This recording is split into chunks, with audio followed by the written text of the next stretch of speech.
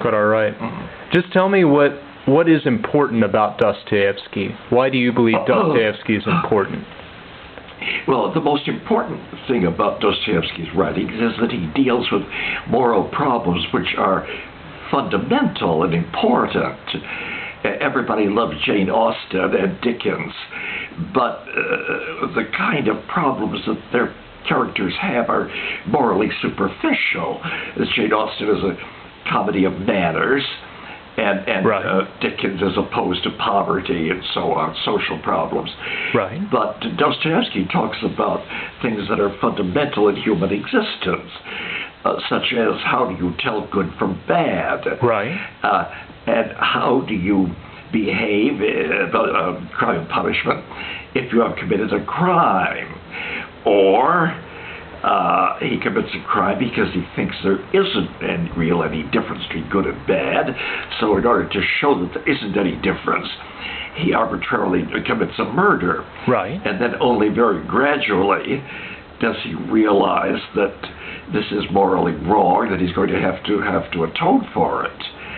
And in the Brothers Karamazov, there's a marvelous opposition as each of the three brothers stands for a certain way of looking at reality. Right. And they're juxtaposed like characters in a Shakespeare tragedy or a Mozart opera, so that each personality represents a certain ethical or philosophical viewpoint. Dmitri thinks that human life is meaningless because God allows all these evil and terrible things to happen.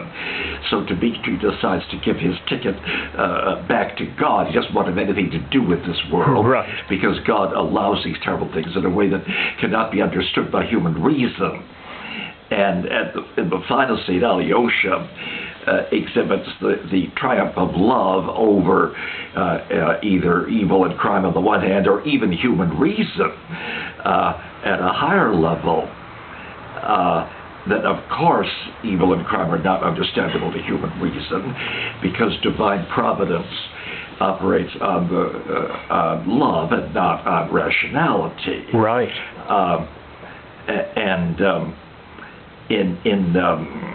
From the House of the Dead, the subject matter is crime, followed by its atonement, followed by the knowledge of crime. The only way to make you up for your crimes is to suffer for them. And the only way you could re-educate a criminal is, first of all, make him suffer for his crimes. Then you can go on to re-educate him.